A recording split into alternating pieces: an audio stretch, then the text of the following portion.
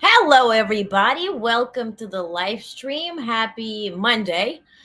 What a weekend. What a day. We haven't seen each other for 2 days. I missed you. Hope it was mutual.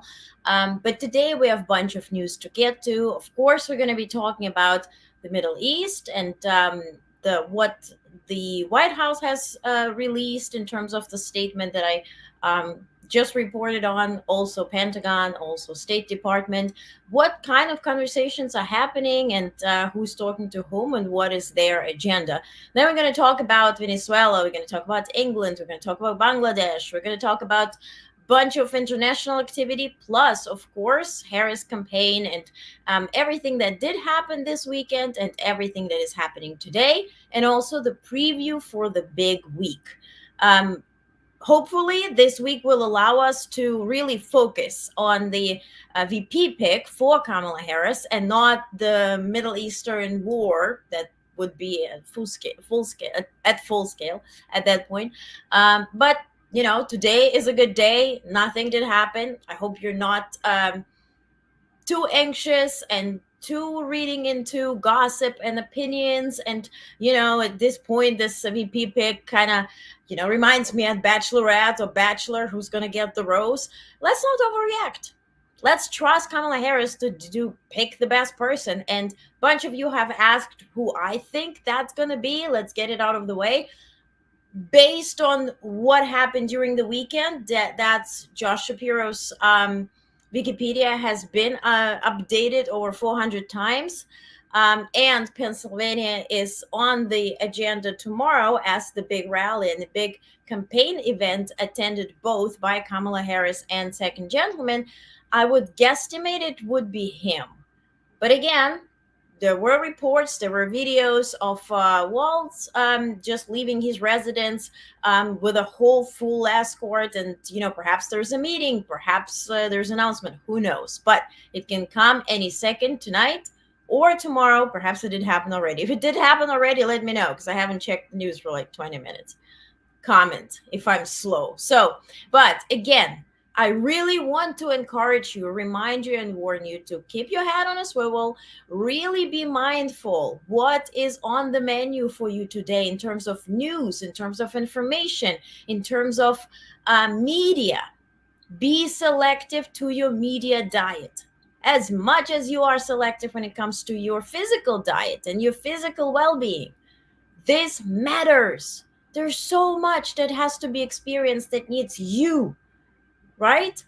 Voting in November, but also everything in your life. Politics is not everything. News is not everything. And I say it, even though that is my everything, but you have to be healthy and happy. This is the most important thing. Okay? So, by the way, if you're joining first time, please share your opinions, ask questions, communicate with me. I love it. So you're always welcome to state your opinions, whether you agree with me or not. If you have any facts that contradict with anything that I'm reporting, let me know. Give the source, and I gladly stay corrected. Okay, let's check the comment. Voting for Harris, whoever, regardless who it is. Exactly. Let's trust her, opinion and her vision as to whom she wants to pick. And I shared it on Friday that campaigns as main agenda and main intention for the VP pick and behind the pick is to gain traction and to win swing states. And so if she decides that Pennsylvania is the priority, then it's Shapiro. If not, not. But again, we have to see who's going to get, the other job. Perhaps Pete Buttigieg is going to have an upgrade and be, in the cabinet directly, and, perhaps we'll change positions, which I highly anticipate and expect. So guesstimations aside, now facts, okay? Because we're here for the facts. First and foremost, If you maybe missed during this week, why is my ear? Okay. All right. Here we go. All right. It's humid. Okay. So during this weekend, perhaps you have missed it. So, Republicans for Harris. This initiative has started by Harris for President. So, Sunday, Harris for President has unveiled Republicans for Harris, a grassroots initiative aimed at connecting with the millions of Republican voters who are disillusioned with Donald Trump and his Project 2025 agenda. And there are a bunch of them, by the way. Good news. So, this program will utilize principal travel, local organizing, and targeted media campaigns to engage, persuade, and mobilize Republican voters. The launch of Republicans for Harris is marked by endorsements from influential Republican figures nationwide. These endorsements include former Trump White House officials Stephanie Grisham, Olivia Troy, former Secretaries Chuck Hagel and Ray LaHood, former governors Jim Edgar, Bill Weld, and Christine Todd Whitman, as well as former Lieutenant Governor Duncan. The list also features former members of Congress, former GOP state chairs, state senators, and former RNC delegates, and among others. So I did put that all in your email that is arriving very soon tonight. So you're going to get all the names, you're going to get all the details. I don't want to bore you with this, but if you haven't subscribed, Onest, substack.com, it's free. So if you go to this and register right now, you're going to get all this very long email tonight. You're going to get the fact checks and all the details that happened during the weekend and today and all of it. Okay, so this is actual news. I highly recommend you to do it because everything is pretty facts there, right? When I'm going live, I'm adding my opinion, but I also make sure to tell you that that is my opinion. Thank you for factual reporting. With all the misinformation out there, it's refreshing to have your view. Thank you so much. And I appreciate you for saying that because it's not really about me, it's about you. Because I, as all of us, this morning we woke up and we go live, we go on the Twitter thing, and there's so much misinformation. There's this bachelorette VP pick going on. Oh, it's going to be walls. It's going to be this. It's going to be this. It's going to be that. Nobody knows anything. Mm-mm. And then allegedly there's a war in the Middle East, and this said that, and he said, and she said, and no information available, but everybody keeps yapping. Because if there's a big topic and somebody's controversial, and usually as much like the more provocative and crazy the lie is, the more people tend to share it because it's like, how else would this person come up with this? Because it's really out of blue, right? And that's what people are counting on. But your well being prevails. You are the voters. All those elected officials serve you. All the media people serve you. I serve you. And if you see somebody with a wrong understanding of how that heck works, let them go. Okay? Let them go. Where's the Bush family? Cannot believe they aren't endorsing Harris. Also wondering about Liz Cheney. Any scoop there? No, she sort of disappeared. There was a rumor that she should be picked as a VP for Kamala Harris. And then she denied it. And then that was it. I think that's why she's sort of staying under the radar. So there are no more rumors. But I'm sure she might be back on the radar if Harris wins and when she wins. Bush family, no, haven't heard anything. Elon has been lying all day long, stoking fears. Yes, we're going to talk about it. We're going to talk about it. We're going to talk about it. This is from Russia with Love. So, okay, we talked about the Republicans for Harris. Said, here's a quote from National Director of Republican Outreach, Austin Weatherford. Donald Trump's mega extremism is toxic to the millions of Republicans who no longer believe the party of Donald Trump represents their values and will vote against him again in November. Donald Trump said he doesn't want those voters, but Vice President Harris and our campaign are working overtime to earn the support of fellow Republicans who care about defending democracy and restoring decency. Big one. All of which would be torn away in a second Trump presidency. Amen to that. He said it. Now, a bit of a preview for VP's travel. as I mentioned, tomorrow, August 6th, she is campaigning in Philadelphia, Pennsylvania. Both VP and second gentleman are attending. I just got a brief. I think it's around 5:50 or something, 5:30. I will report in detail. By the way, tomorrow I'm from 12:30. I'm somewhere where I can't go live. So we'll see how the live stream, if it will happen, if not. Wednesday for sure, Thursday for sure, Friday for sure. Tomorrow evening is difficult. Let's see how it all plays out. If not, just follow me on X, on the website, get the newsletters. Everything will be reported to you in real time. It's just the aspect of visual going live from certain locations. Let's see if this works. I'll try my best, but I don't promise tomorrow. Just tomorrow. Okay, so Wednesday, August 7th, campaign event in Wisconsin. It will be her sixth visit to the state this year. Then VP will return to Detroit. Michigan for a campaign event. It will be her fifth visit to Michigan since January. So that's Wednesday. On Thursday, she has a campaign event in Michigan before returning to Raleigh, North Carolina for a campaign event. I'm getting tired just reading this. Then VP will travel to Savannah, Georgia, which will be her seventh visit to Georgia this year. And on Friday, campaign event in Savannah, Georgia. Then she will return to Phoenix, Arizona. And then she will travel to Las Vegas. And on Saturday, she's campaigning in Las Vegas. And then she will travel to San Francisco.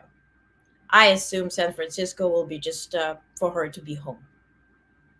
Again, I will report in detail. We will have clips. We will have everything. So tomorrow, I will send a newsletter. If I'm not live, I'll send a newsletter, free newsletter to everybody with all the clips and reporting, just because if we can't meet live, Wednesday we're meeting live. Again, newsletters are daily. So you are informed. It's factual. It's in real time. Real time is on my X account. By the end of the day, you get all the news in the email, and then we also meet live, so you can ask me questions. Okay, this is the game plan. So also, Trump, of course, had a rally in the same Atlanta, Georgia, right? In the same even place. I think it was a sports arena that Kamala Harris rocked just a week ago. Remember that amazing atmosphere where everybody said, "Oh my God, it reminds me on like Obama energy," but heck, this is just July at that point. This is so early. This is so new. This is amazing. Now Trump, wump wump, went there too. Take a look. This is how the arena looked like. Of course, they only filmed the sides where it was packed, but then people were leaving midway. So those are the people that surely get tired from this hateful message. And those who sit behind him are certainly paid. There's a bunch of, I'm sure they're also supporters, right? I'm not neglecting that fact. MAGAville is MAGAville, and it's supporting their cult leader. I get it. But also, some people, if you saw those videos where one guy was like pointing "you're fired" thing to anything Trump said, and like was sort of, being sarcastic, sitting right behind him. So people who are sitting right behind him are usually cast. You see it on Craigslist. There's like a bunch of advertisements. They're paid $80 per rally to attend and wave and all that kind of stuff. So back to your comment real quick. Every time Kamala comes to Detroit, she draws enthusiastic crowds. Yes, and you're a Detroiter. Thank you so much. And I'm pronouncing it just as your name. Elon is a douche. Womp womp. Well, we get a bunch of that funny stuff because now we're getting to the rally fact check. And without humor, you can't get through it. So I have the clips for you, not for every single crappy thing he says, but for the biggest hits. No, we don't have a clip from Hannibal Lecter. You saw it, you heard it. I don't want to waste your time on this, nor mine. So we're getting to the reality fact check. Oh God, help us God. Okay, so Donald Trump and JD Vance spent hours promoting grievance, falsehoods, division, and extremism during their rally in Atlanta, Georgia on Saturday, August 3rd. So here's a breakdown from those fantastic key points. First, before Trump even took stage, he launched attacks on the Republican, mind you, governor of Georgia, Brian Kemp, and his family. On stage, Trump repeatedly labeled Kemp as very disloyal and criticized him harshly. Trump also addressed Kemp's wife, First Lady Marty Kemp, who stated she would not endorse Trump because he didn't earn her trust. Womp womp. Trump claimed credit for helping Kemp get elected. I mean, obvious. So here's your first video. It's 1.5 minutes. Let's survive. So I did these two big rallies, and he won. He did win. He won by like 2%. And his wife looked at me and said, "Thank you, sir. We'll never, ever be able to repay you for what you did. You got my husband the nomination, and then we beat somebody who was unbeatable." You know, she was, in theory, unbeatable. She was the hottest politician in the country at the time. Democrat politician, I would say I was hotter because I was president. So I was hotter than I'm only kidding, Marjorie. I'm only kidding. Although maybe I'm not kidding, actually. No, she was like the hottest, certainly the hottest Democrat politician in the country. And she was going wild for years. She's still going wild. She can't even believe it. But I got him by doing massive rallies, and I really worked hard. He's the most disloyal guy I think I've ever seen. Okay. That was not 1.5 minutes. I stopped it at 1 minute. So next, Trump condemned Governor Kemp for not supporting his efforts to overturn the 2020 election results. It's just 19 seconds. Your governor, Kemp, and Raffensperger are doing everything possible to make 2024 difficult for Republicans to win. What are they doing? I don't know. They got something in mind, you know. They got a little something in mind. Kemp, what are they doing? I don't know. They got something in mind, you know. They got a little something in mind. Kemp is very bad for the Republican Party. He wouldn't do anything. You know, we have Burt Jones over here. We have Burt Jones. All he wanted in the Senate was to have a special resolution passed, and it was all done. Every senator wanted it. Every Republican wanted it. And we have Senator Beach here someplace, too. Where is Senator Beach? Oh, I can't forget him. We can't forget him. A warrior, you know that, and many others in this group. But all they wanted was to have just a special, we want to go over the election. We want to look because there's too many things. And the governor wouldn't sign it. And I knew he would because I got him elected. I sent a young guy over to his office. "Would you please have him sign this?" And the kid came back. He said, "Sir, he won't sign." "Of course he will. I got him elected. Give me a break." "Of course he will." "No, he wouldn't." And then I said, "Well, go back over. Tell him it's for me. It's a good thing, not a bad thing. They want to look into possible election fraud." Wouldn't you say, Senator, that's a good thing, right? They want to look into election fraud. It comes back, "Sir, I said it was for you." This was a few years later, after I won him the election. Don't forget, I endorsed him, and you had a very... Okay, it's the fifth time he's mentioning that he endorsed him, and allegedly he won him the election. So let's just analyze it. So what he says here, right? "I held rallies and I mentioned you, so you won because of me." A lie, right?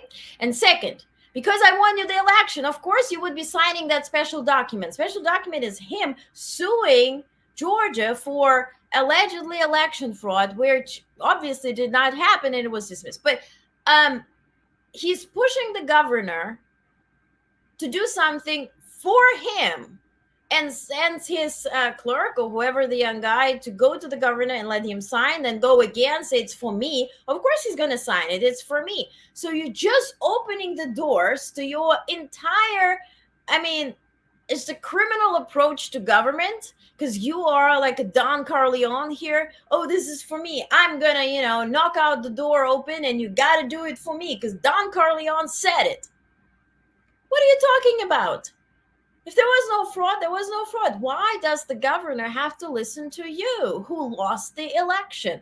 And why you keep still yapping about it 4 years later? Incredible. Just incredible. So if we missed that, so falsely he accused Kemp and Secretary of State Brad Raffensperger, for trying to interfere in already 2024 election. He referred to Camp as Little Brian Camp and labeled him as a bad guy. So, next, Trump employed the racist grade replacement theory to cast doubt on 2024 election, alleging that undocumented immigrants would be voting. Now, fact check even before we watch this clip.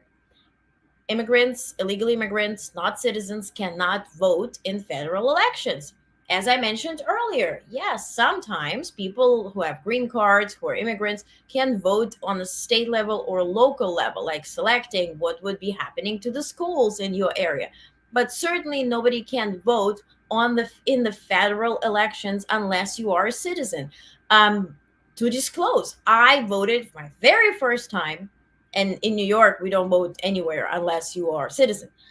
For the very first time in the primaries for Joe Biden. This was a big moment for me. I cried the heck out of it. I wanted to vote for him. I'm happy that I voted in the primaries, which in New York, it didn't really matter. But for me, it was a big deal because I wanted to vote for him, not work for him. Vote for him, and I did. And so this was happens to be my last chance to do so, and I'm looking forward to do my next trip to the voting booth this November. So you can't vote unless you are a citizen. They're checking your stuff. I mean, at least mine. Like, what are we talking about? This is a bunch of BS. Okay, now let's listen to the clip about that grade replacement theory. Here we go. Why? But I never really talked about the third reason because it's so sinister. But they want to sign these people up to vote. And if they do that, this country is destroyed. We've become a dumping ground for the entire world, and we're not going to take it anymore.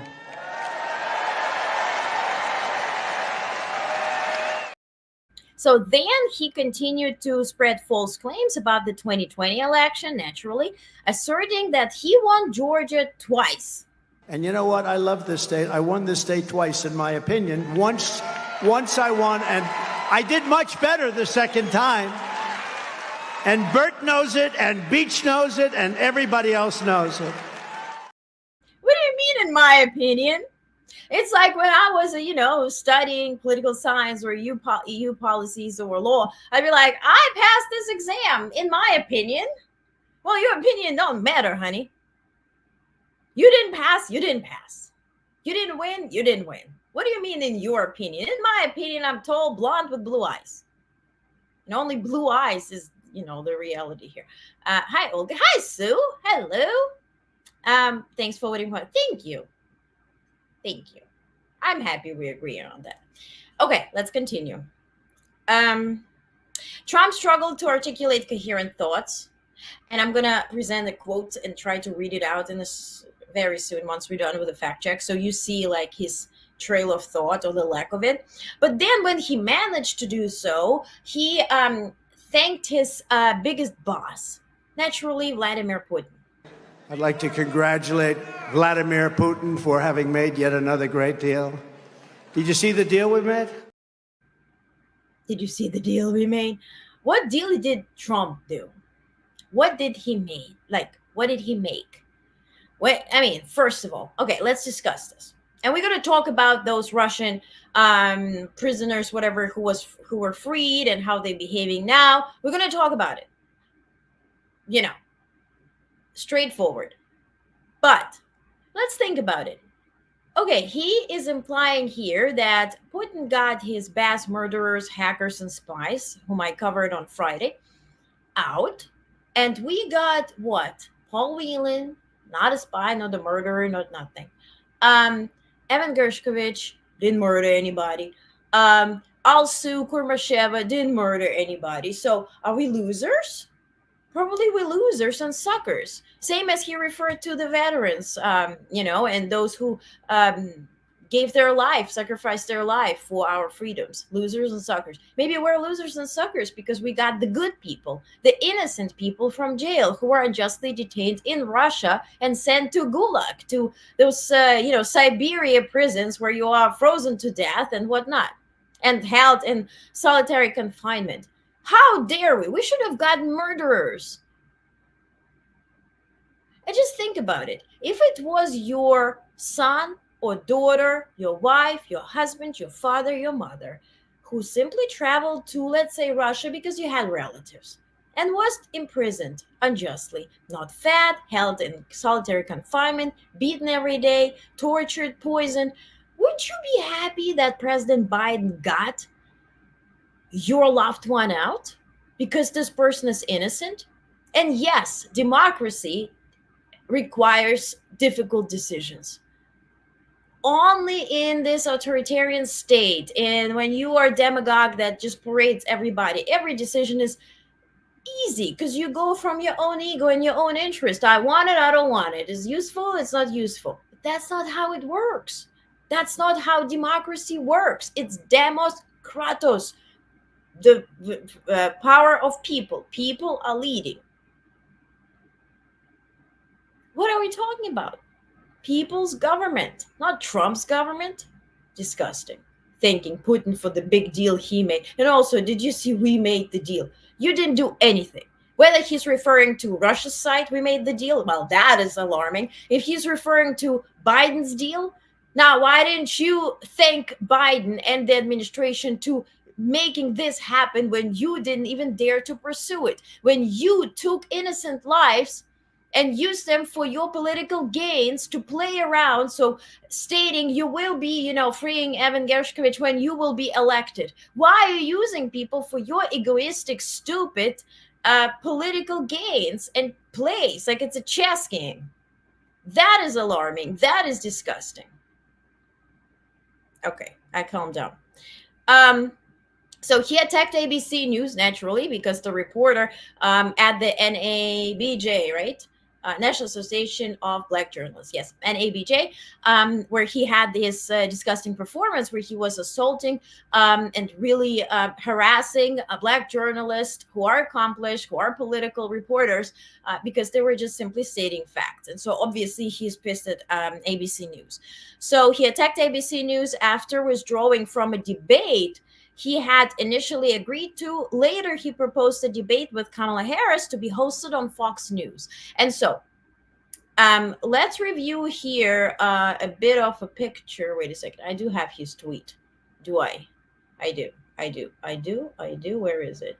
I have it. Okay, here. I have agreed with Fox News to debate Kamala Harris on Wednesday, September 4th. The debate was previously scheduled against Sleepy Joe Biden on ABC, but has been terminated in that Biden will no longer be a participant. And I am in litigation against ABC network George Slapodopoulos, thereby creating a conflict of interest. As garbage. The Fox News debate will be held in the great Commonwealth of Pennsylvania. Well, at least he knows it's Commonwealth. At a site in an area to be determined. Probably those Four Seasons with little dildos around. The moderators of the debate will be Brett Baer and Martha McCallum, and the rules, capitalizing rules, will be similar to the rules of my debate with Sleepy Joe, who has been treated horribly by his party, but with a full arena audience. First of all, this is a bunch of nothing and bunch of nonsense. If you want to agree to something, then there should be, first of all, rules and proposition presented to you to something that you agree to. You can't make it up and agree to it. Just imagine you go to a store and you're like, I'm agreeing to buy this, and this is the price I'm agreeing to. It's not how it works. It's not all about you. This ain't a Trump Tower. What are you agreeing to? First of all, did you ask Kamala Harris? Does she want to debate on Fox News? If it was pre-scheduled because of whatever reason that it should be ABC News, well, it doesn't matter that you messed up your performance on ABC News when harassing women and Black journalists. For heck's sake, it's not for you to decide. What are you talking about? What are you tweeting about? And why are you capitalizing everything? Just because you don't know what should be capitalized? Okay. LOL. Hello. I like to move it more.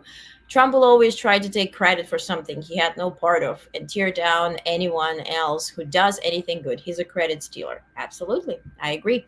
He's acting like he was asked by Kamala's team and then agreed to it. Exactly.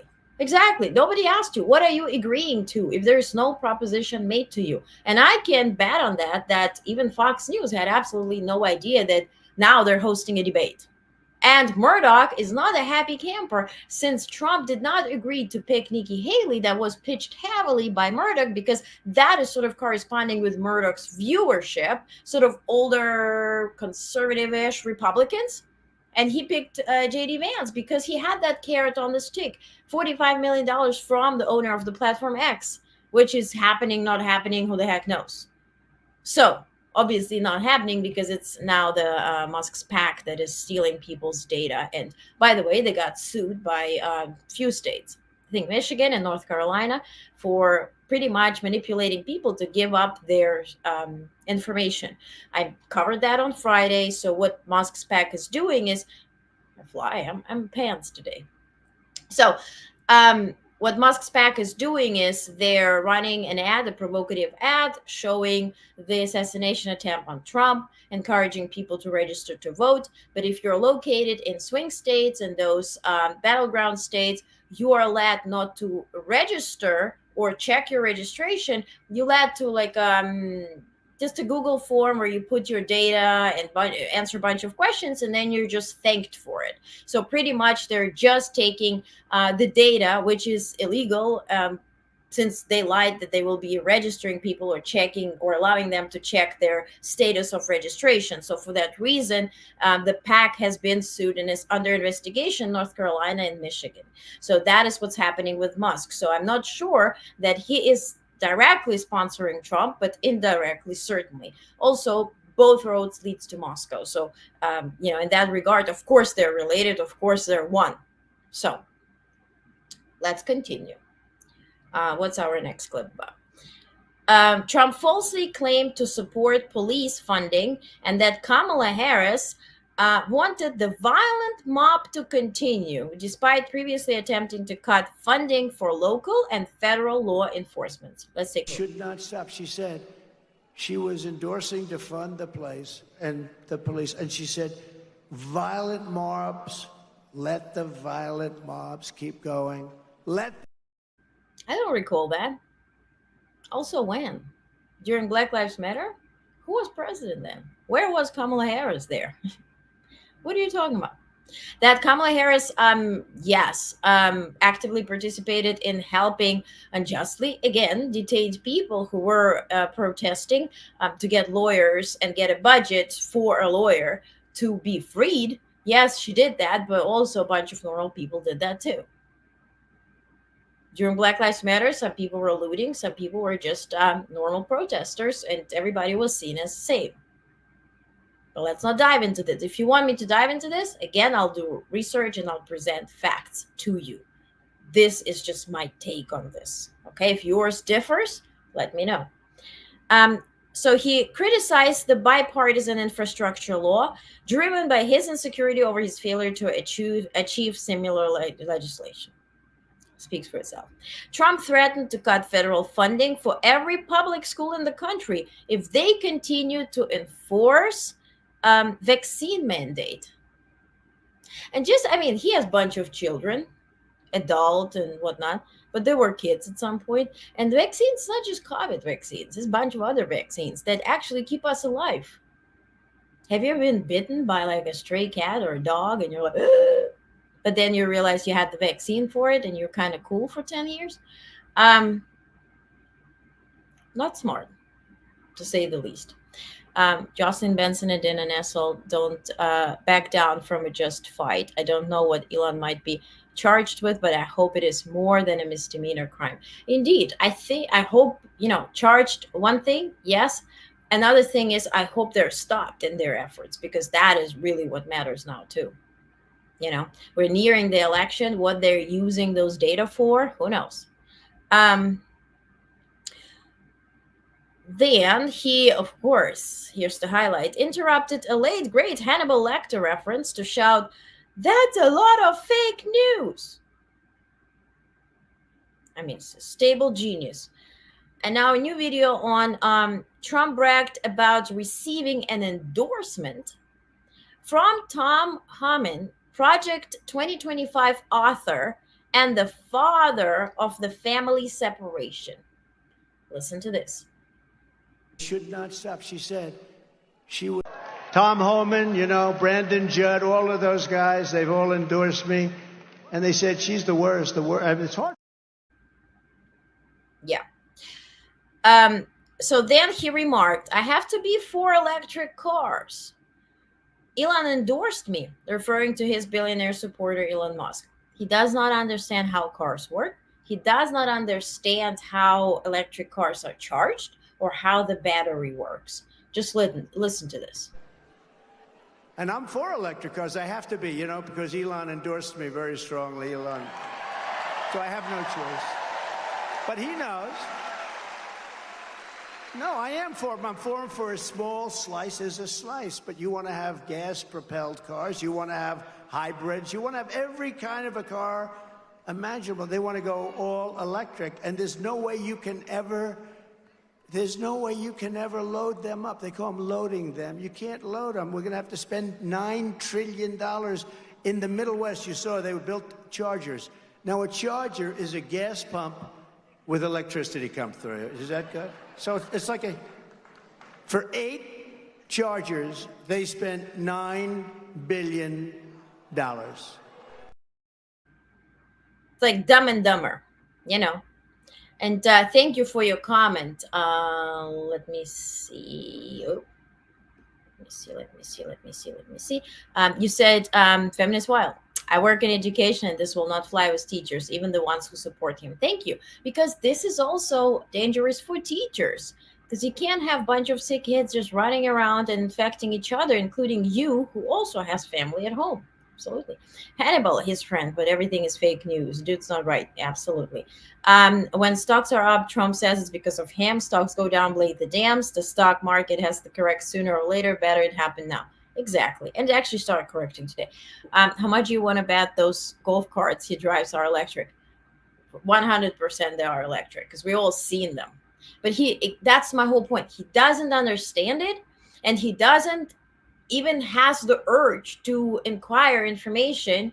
And even if he does not maintain the information. You know, people at the White House who worked with Trump said that the only information he consumed really well is that his administration or his crew, whatever cabinet, had to put together slides or like a video composition of lions eating their prey, and he loved sitting and eating like cheeseburgers, whatever he does, the McDonald's stuff, and watching it, and that's what he loved. But like daily briefings, documents, he would just say, "Can you summarize it for me?" and then just check out. So it's boring, but blabbering all around, it's not boring because the attention is on him, and it's like dumb and dumber, like blind leads to deaf, right? No offense to neither blind or deaf people, they're very welcome, they're smart. My point is the dude is lying. That is my point. So Trump claimed that thousands of people were not allowed into the rally, although we don't see any videos of that, projecting that similar exclusion would occur on election day for those wanting to vote for him in Georgia. Listen. But the school administration stopped us from getting another 500, 600, even 1,000 people in. Thousands of people were told no, and that was okay, but we could have fit another 600 people. So I don't know anything about the school. But they could have allowed more people. You got people standing outside. Look at all the people outside. They could have come in. So we're not happy. Hello out there. And then they actually pushed the people very far away from the building where we have beautiful cameras set up for the overflow crowds. The administration of the school. So I'm not sure if I'm going to be sending anybody to the school. I'm not happy about it. If they're going to stand in the way of admitting people to our rally, just imagine what they're going to do on election day. We're not going to let that happen. What bothers me is this Don Corleone thing, right? Oh, this school did not, nothing for me. I'm not gonna let people to this school. This school does not serve me. I will hate this. Why? Who are you? Why? You're as important as this fly running, flying around my head. Whatever. Um, who is my fault not to knocking it out before I went live. But the point is, who are you to direct people what to do?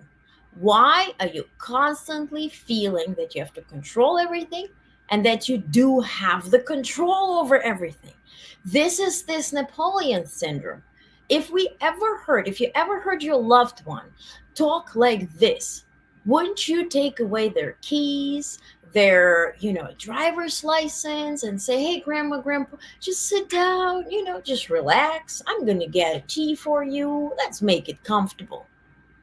But no, people will go and vote for this guy to be commander in chief. Well, in his head, he's already Napoleon. For actual news, please follow old. Oh, thank you so much. Thank you. I appreciate it. I report facts, and I will wait. In the Middle East and everything, facts matter. Let's not start wars before they start, or if even. Let's not exaggerate. Let's not exaggerate the market. Let's not wrongfully connect the dots that do not connect. Let's just keep our hats on a swivel because your well-being matters. All right. They may have been able to fit 600 more, but there's just weren't 600 people he could pay to fill in. He's such a. Yeah. The odd thing is, Camp is the most popular governor in Georgia. Yeah. And he attacks him. Georgia is going to be purple again because Trump can shut his mouth. Agree. Pointing out the fly on the live broadcast. Yeah. Well, listen. It's live. It's reality here, and I'll certainly do it, whether I'm in studio or wherever. It's a fly. You see it. I see it. It would be weird if I wouldn't, acknowledge it. I'll be like, oh no, I don't see it. It's a fly. Come on. Okay. He promoted his economic agenda, which economists have warned could lead to a Trump inflation bomb. So while each of us, and I'm quoting now The Economist, while each of us has different views on the particulars of various economic policies, we all agree that Joe Biden's economic agenda is vastly superior to Donald Trump, stated a letter from 16 economists, first obtained by Axios and then shared with others. So Trump also boasted about not needing entertainers to fill his events, despite, let's remember, there was a porn star, Amber Rose. There was the Hulk Hogan at RNC. There were singers and whatnot. Whatnot actually singers. He had entertainers, but here he couldn't get any, especially since Kamala Harris a week before had Megan Thee Stallion and whatnot. So, okay, bitter. He also began his war on Christmas, where he claimed that Kamala Harris will not allow us to say Merry Christmas. Ready? The two words are Merry Christmas. She doesn't want anybody saying Merry Christmas. It's so sad that their entire campaign and whatever he learned to blabber was all directed to Joe Biden, and now he's scrapping. What can I say against Kamala Harris? Oh, she's Indian. She's black. Oh, they knew. Damn it. She hates Christmas. Oh, she doesn't. Damn it. It's pathetic. That is pathetic. Okay. He lied that he got us. Oh, this is my favorite. Okay, so that, of course, now it's the Olympics in Paris. The next Olympics is hosted by Los Angeles, right? And I shared the story where the president of the Olympic Committee, like our internal American one, I have a whole article about it. I can read it out for you. But she shared at the event in Paris that was dedicated to the Los Angeles Olympics, the whole situation, how it happened. So the International Olympic Committee, IOC, did not want to give another Olympics to United States. And so then they couldn't get Obama's attention because believe it was in 2015. And so they struggled to get the attention from Obama because White House was not responding. And this whole thing was, I think, at the Hilton Hotel right next to, near proximity to the White House. So nothing could happen. And then Joe Biden showed up. unannounced, and he just spoke. And United States got the Los Angeles Olympics and Salt Lake City. So also next year we have the Soccer World Cup, which was gotten us because Messi was traded to Fort Lauderdale, right, to Miami. And so because of that, that he's gaining, or soccer, right, in Europe we call it football, is gaining viewership. Apple has also given rights and percentage to of returns to Messi to be here and play for US and for the club, and then he plays for Argentina. But so all this is a build up to the Soccer World Cup, which will be in the US next summer, right? Because we had now Copa Americana, we had the Euro Cup. All that leads to the World Cup, which is next summer. So none of it has to do with Donald Trump. But listen to this. Come to America when we host the Los Angeles Olympics. And by the way, which I was president, we happened to get it. I was the president. I also got you a thing called the World Cup, which is coming very soon. He said, "Say Merry Christmas is recycled." Exactly. Yes, that was so old with the Starbucks cups. I remember. So allegedly now he's getting us Olympics. Now he's getting us the Soccer World Cup. Can he name one soccer player? Can he actually point out a soccer game if we show like snapshots from different, sports? And he would say, "Oh, this is soccer." No. Anything goes, huh? And then finally, JD Vance. There's one clip from JD Vance that you will survive. You know the assassination attempt where we hear nothing about from the FBI? Well, they're researching on the motives, and I reported on that. The conference, and I got the whole article. Bunch of nothing. They're just investigating the motives from the guy. We want to know who shot, whose bullets hit him or not hit him, whose bullets hit actually the innocent bystanders, one who passed, unfortunately, and two who were in critical condition. What is their condition now? Were those the same bullets that hit Trump? Was that the only shooter? And what happened to Trump's ear? And what is that medical treatment he got nor did not get? And why he had the maxi pad and then he removed it and it's completely healed? And the photographer who shared this photo by AP has been blocked on X. Just those questions. And then we can care about the letter. And if the shooter guy used the letter, he bought it. No, there was a different letter. Can't we just get the basics first? Not the letter. And so about the assassination attempt, JD Vance announces to us that it was Democrats that wanted to kill Trump. Fact check? No. At that, so they tried to impeach him.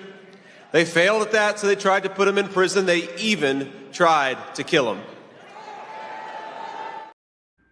I'm so impressed by his the eyeliner. I have to work on that. Okay, so Duncan, former Republican Lieutenant Governor of Georgia, released the following statement after Donald Trump's incoherent speech in Atlanta. Quote, "If you were able to see through Donald Trump's incoherence and vindictiveness tonight, you saw a Donald Trump who does not care about uniting the country or speaking to the voters who will decide this election. Millions of Americans are fed up with this grievance-filled campaign focused only on himself. Tonight, we heard a particularly unhinged, angry version of the same Donald Trump that Georgia rejected in 2020. Elections are binary choices. As a lifelong conservative Republican, it was not an easy decision for me to endorse Vice President Harris, but I know that she fights for all Americans, right, left, or center, and will stand up for the Constitution." This is a Republican. Now, Trump had a bad week, of course, started with NABJ, his racism live on stage, and then ended with this rally, right? So Harris for President spokesperson, James Singer, also issued a statement, and I want to read it out. Quote, "Donald Trump's vision for America is the same failure he sees every morning in the mirror. Extreme, dangerous, and hateful. America is better than the chaos of Donald Trump and his Project 2025 agenda. Vice President Kamala Harris defining goals of her presidency will be building up the middle class, protecting our freedoms, and fulfilling the promise of America instead of tearing it down. So, that is from Harris for president. Let's check your comments. Oh, that AP photographer got blocked because of that. Yes, it's amazing. He's a White House photographer. With just so amazing, so many amazing shots. Where's Merrick Garland? Who knows? Pete Souza, yes, exactly. That was a very clear picture of Trump's ear. I guess that was considered bad. AJ Vance might use Maybelline. I think so. Honestly, I think they should start selling his eyeliner. I bet they tried. It's just the Maybelline or whatever you pronounce it. Maybelline is the German pronunciation. I grew up in Germany, so sorry. Many things I pronounce are German way, so apologies up front. Correct me. But so I bet if that company agreed, like remember the Goda, whatever, right? The cans for Trump and the pillow guy, if they could, they would certainly just sell the heck out of that eyeliner. I bet those companies do not agree. LOL. Exactly. Okay, moving on. So Project 2025. Here's a bit of an update. So Russell Vought shared his vision for federal reform and Project 2025. And if you're asking who the heck is Russell Vought, here's a picture so you can visualize it. That's Russell. Russell's the muscle. A key figure behind Project 2025 has been vocal about his vision to reform the federal government, using military-style rhetoric to describe his approach.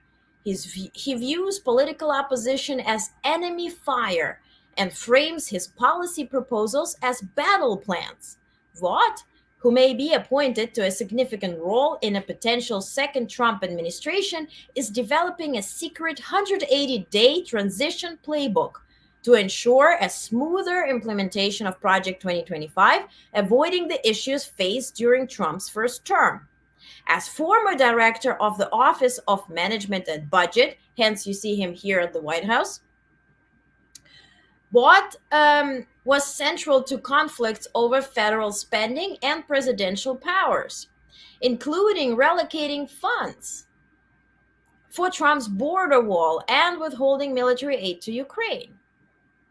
He also resisted congressional demands for testimony during the investigation that led to Trump's first impeachment, labeling it a sham. Post-Trump, Vought, Russell the Muscle, founded the Center for Renewing America. Yeah, listen to this. Where he promoted radical constitutionalism that seeks to concentrate executive power and limit the federal bureaucracy. His organization is a driving force behind Project 2025, which advocates for presidency with extensive control over all executive branch departments and agencies. By the way, they also want to control your uterus, if you have one, more than they want to control guns. That's powerful. Comments. LOL. Sue is laughing. Yes. Probably Russell the Muscle made it. Sick. Sick in the head. But not sick in the head. And really, really happy news. This wonderful fellow, President Carter, former President Carter, said, quote, "I'm only trying to make it to vote for Kamala Harris."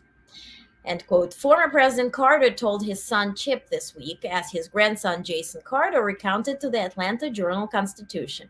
As former President Jimmy Carter nears his 100th birthday, a month before the election, his milestone celebration isn't on his mind. Defeating Donald Trump is. And I love the Carters. It's a long story. I'm not going to share all the details and bore you with that. But when I worked for UN, I also worked on an extensive project agenda on how to amend UN law for protecting soldiers and protecting anybody at sea, right? So they can be taken hostage. And then so UN would have the rights to act upon it and get them out. That's in short. But there were hundreds of sources and wrote this entire extensive thing. And years later, President Carter's team reached out that he somehow used something for his book that he wrote, out of what my work was. And I met him. It was 2015. He signed the book. We had a conversation. I have the book with the signature and all of it. And then since then, him and Rosalind were sending me cards, Christmas cards, and Thanksgiving, and we exchanged them. And then, of course, he never would answer emails, only letters, no phone calls, only letters. And of course, that all stopped, a few years ago. But such a treasure, such a beautiful human, who would have done better now, and who was pushed out. And again, with that, a whole, prisoner swap that went down, and this sort of reminds me a little bit what happened to Biden now. So beautiful human. He is now more alert than before. So he's paying attention to politics for his grandson. And as reported here, I did not have a personal connection, but that's reported. But, so beautiful that he's endorsing Kamala Harris, but in such a beautiful, touching way. I'm still upset that the mainstream media doesn't cover Project 25. They should not. I mean, they cannot. They're not instructed to, or they're instructed not to, which is worse. You decide. Oh, that picture wasn't taken by Pete Sousa. He retweeted. Yeah, he retweeted, and that's why he was banned. Yeah. The Pete and AP photographer were getting harassed, and so Pete decided to delete his account. Oh, he did delete. Okay. Well, that's better. That's better than being banned. He explained on Instagram. I follow him on Instagram, but I'm not that much on Instagram. So that is amazing. You should be so proud. Thank you. I'll show you the book and all that kind of stuff. Thank you for your work for the night. You probably have lots of great personal. Yes, absolutely. When we have town halls, I certainly will share. I don't like this whole thing. I can share what I did there and why I left, and how anything happened, or the stories. I was there during Obama administration, and when Hillary was, there in and out many times, and other leaders, and Merkel, and I worked in Security Council with the extended agenda to Middle East. So we can certainly discuss that. Okay. So next, I want to show you a video of a former Republican voter who shares his reasons. They're not going into depth, but he shares his reasons for voting for Kamala Harris. So, and I just shared, about the Republicans for Harris, right? That initiative. So there are people who start listening, and they're eager to learn more information. So let's listen to one guy who, let's put it this way, transitioned. I'm sure by now most of y'all have seen these MAGA chowderheads that get on social media, and they'll say something like, give me one good reason you're voting for Kamala Harris for president, and don't use the word Trump. So I want to come out here and list just a few of mine, and understand that others may have some different ones. I am voting for Vice President Harris for, among other reasons, the fact that she understands that injecting disinfectant and bringing UV light into the human body is not a valid course of treatment for COVID. She knows that water regulations do not cause low water pressure in toilets and showers, and she understands that the noise from windmill turbines does not cause cancer. She is very well aware of the fact that the British did not control American airports during the Revolutionary War, and that Kofifi is not a word. She does not believe that detonating nuclear warheads inside of a hurricane is a valid means of stopping the hurricane. She understands that by being able to memorize and then repeat back the 5 words person, woman, man, camera, and TV is not proof of mental acuity. She does not believe that the president's nuclear button has to be much bigger and more powerful than Kim Jong-un's. She does not believe that microwaves are used as cameras to spy on political opponents. She does not believe that fathers should look at their daughters and then talk publicly about how they want to date them. And she did not send Jeffrey Epstein voicemails at 3 a.m. And finally, I am voting for Vice President Harris because she is not old and decrepit, racist, misogynistic, or weird. And I want a president who is not a convicted felon, not been found liable for committing fraud, or for defaming the woman that he raped. So, good enough for you, or should I list some more?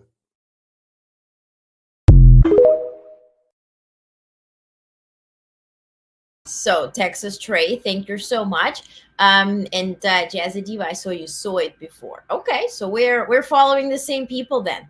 And Keith Burke, thank you for pointing this out. Great, thank you. Late fact check: photographer wasn't blocked. He deactivated his own account. He left statement on Instagram due to online harassment.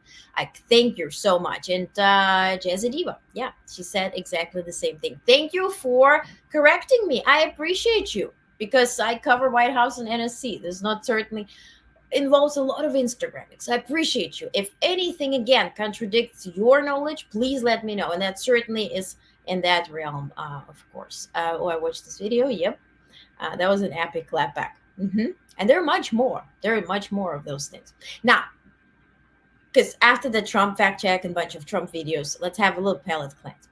So here's a video. Maybe you saw it as well, but it's from Pete Davidson. No, it's not about the next mistress he's going to have or has or whatever. It's about, remember how Trump went on SNL, Saturday Night Live, and claimed that it was the highest ranking and so good, blah, blah. So Pete Davidson at that point worked there directly with Trump.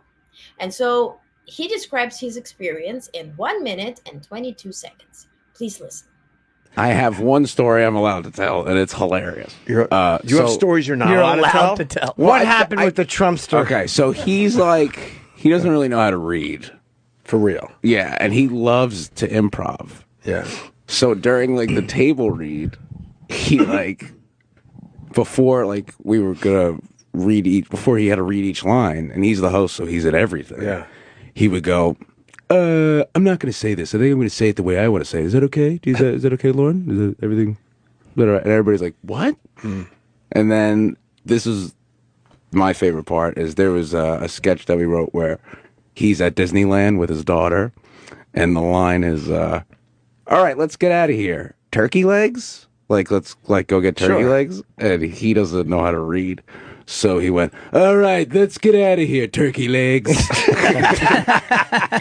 He called his daughter turkey legs. Maybe that was his improv. Oh, no, it wasn't. And then he looked up, like, he doesn't get it. Like, he thinks if everybody's laughing with him, but we're all laughing at him. And it was, like, crazy. For he would be like, I did a good job, right? And we're like, yeah. Did he need reassurance, a lot of reassurance, or was he pretty confident? He constantly kept saying how amazing the ratings were going to be. And they were. He's like, this is going to be number one. He was right. I mean, he sticks to the, again, it's like, I won Georgia twice, in my opinion. Those were the best ratings, in my opinion. Well, you can't claim anything in your opinion if it's factually wrong. If we really have facts in front of our eyes, this is not your opinion, that's you lying. Gaslighting, turkey legs. Grade 2 level reading. Probably. Well, we don't know. There's a Trump story I can share because I'm from New York, but I'll share it on like a town hall or something. Okay. Another video, but this time it comes from Nancy Pelosi. I know we have, everybody has different feelings about Nancy Pelosi since she sort of not endorsed Biden and then endorsed Kamala Harris. So, yeah, but she did endorse J.D. Vance in an interesting way. Watch it. Did Donald Trump make a mistake when he chose J.D. Vance? Oh, I think it was a great choice.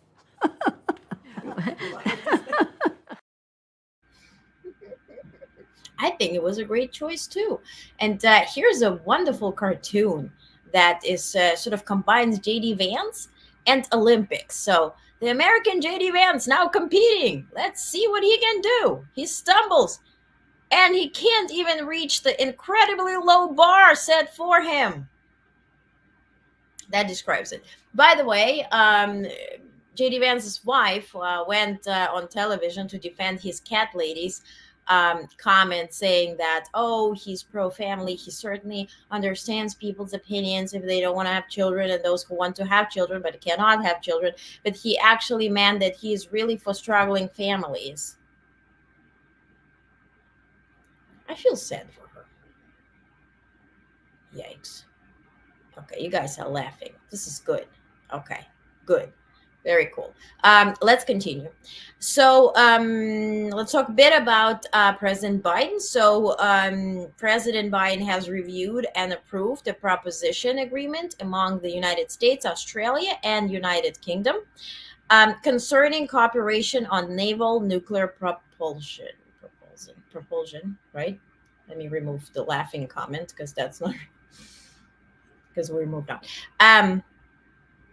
He concurs with the recommendation that the agreement will enhance mutual defense and security under existing treaties and the AUKUS trilateral partnership. The agreement is deemed essential for improving defense cooperation, and Biden has authorized the execution by the U.S. government, ensuring it poses no unreasonable risk to national security. So, bottom line, Indo-Pacific, as you know, is crucial, and those security collaboration cooperations are crucial. So that is what both President Biden and Secretary Blinken and Secretary Austin have worked on. Austin and Blinken just returned from their, I think, fifth trip to the Indo-Pacific. I think first time together or so, but definitely many times separately, where they put in stone how the collaboration and working together would look like in case of a threat from China, not just in regards to Taiwan, but the entire Indo-Pacific. The IP4, as they call them, New Zealand, Indonesia, Japan, and was it Taiwan? South Korea were in the attending the NATO summit. So the NATO allies are also participating in that. It's not to enlarge NATO, but just to stabilize Indo-Pacific in case of any type of threat.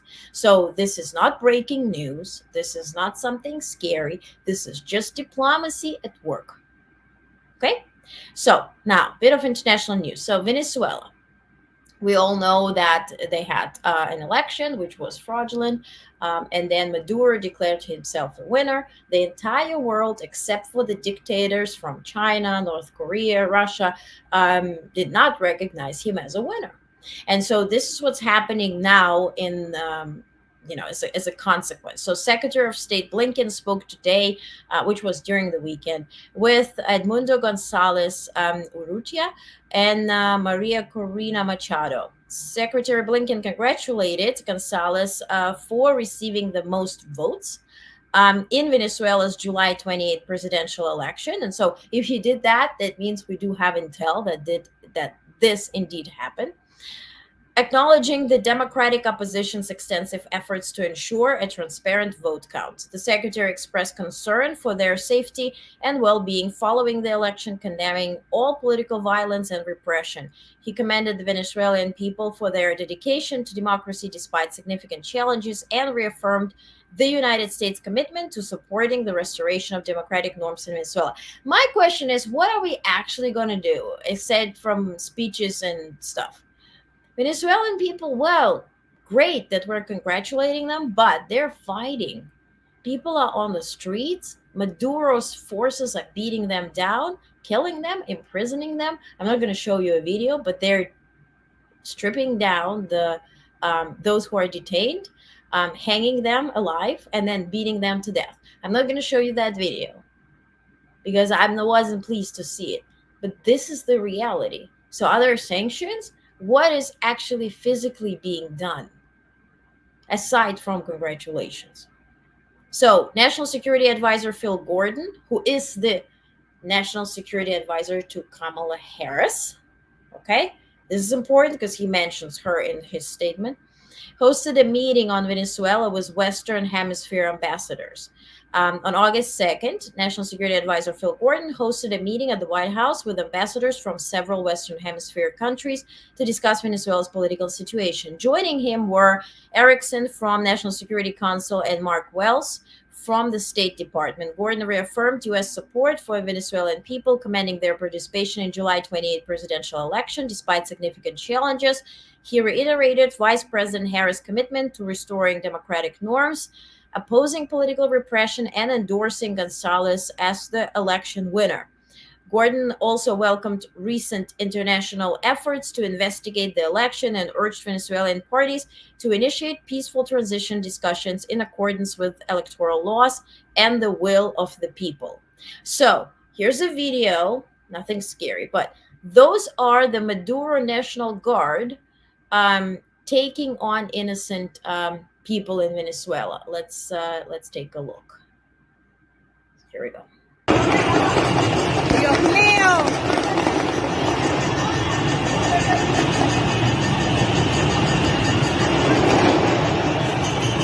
Disparos, explosiones, están disparando, estamos enchacados. No pasa nada, no pasa nada. So, to your point, and I see your comments, that's a good question. Something should be done. Yeah, this is what Trump has talked about doing, public hangings and firing squads for people who are against him. Exactly. And he's learning from that playbook. Yes, China would destabilize the entire region. We dare to attack Taiwan. If they dare to attack Taiwan, we have to rally around allies and support their defenses. Thank you. And that's the comment to my previous topic about the Indo-Pacific. I get you. Yeah, we are on the same board, same page. And this is that is the question: what actively will be done? Because if we're just condemning it, remember how it all started in Ukraine, and we just so many speeches, so many summits, so many everything, but until there was physical help and there was aid and it was military aid, not much was happening. And also, whatever was happening was based on the will of people. I remember watching those videos where, a woman would like knock down a drone, a Russian drone in Ukraine from a balcony with like a bottle of whatever, like a, what do you call it? Like pickled tomatoes or something. She was just knocking down the drones from a balcony. Like people were just so angry and so resilient that they would not, run away or get harassed or intimidated. They're fighting and still fighting for their freedom, for their land. That is the main thing. And so Venezuela, same story here. What exactly will be done? I'm not saying we have to invade or like we have to send troops or aid.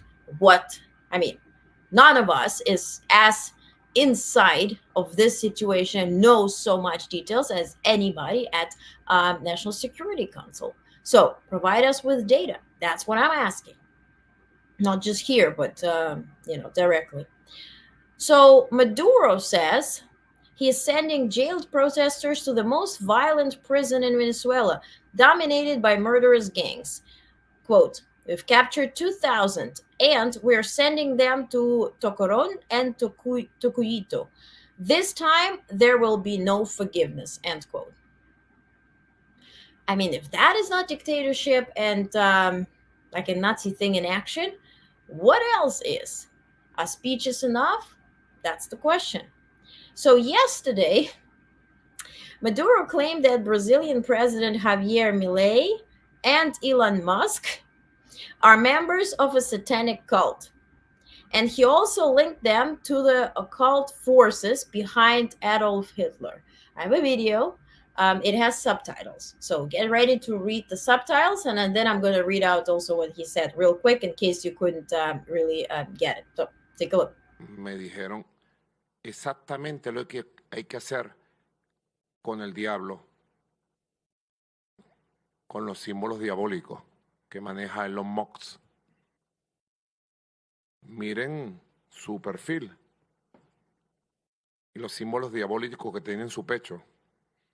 Son sectas satánicas del poder estadounidense que han articulado sectas como la de Milei, o en Venezuela sectas satánicas como el fascismo que ha atacado al país.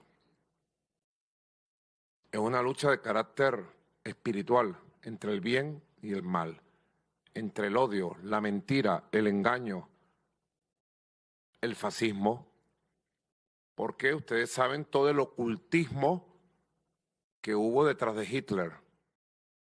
So interesting how people who are actively not just participating but are activating fascism always talk about fascism that is somebody else who's doing that, right? Even though they are actively